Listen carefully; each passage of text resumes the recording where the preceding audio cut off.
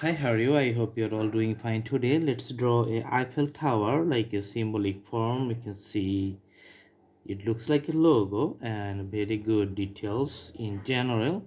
So it's like a the radiating parts like top is much more. You can see the narrow here, and the bottom it's becoming wider.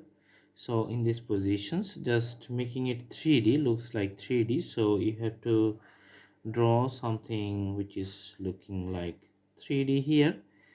And after that one you can just put something in the middle and the details on the other side. Okay, then again another tire. Okay, all right, and you can see the details here, the arch on the side here. Okay, so just a monochromatic drawing, but usually it's just have a very similar shape with the Eiffel Tower, and you can draw like a half circle here. Okay, so after the half circle, then another circle. Half circle is partially visible because it looks like a three-dimensional. So this is the base actually. And here you can see the some other details. Okay, some other details. All right.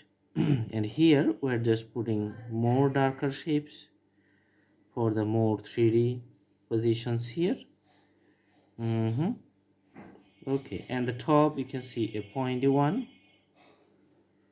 All right, and after this one we're going to put some shades for the ground, starting from the ground actually.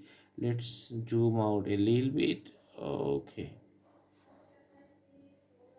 okay, yeah, now it looks good, quite good. And putting the the black surface in the bottom and some 3D shades for the other parts. Okay, putting the shades for the each tile or the developments upwards. All right. Okay, so this tower is similar to Eiffel Tower. So I hope you like the video. Thanks for watching. Do practice at home and see you in our next videos. Tada, have a good day.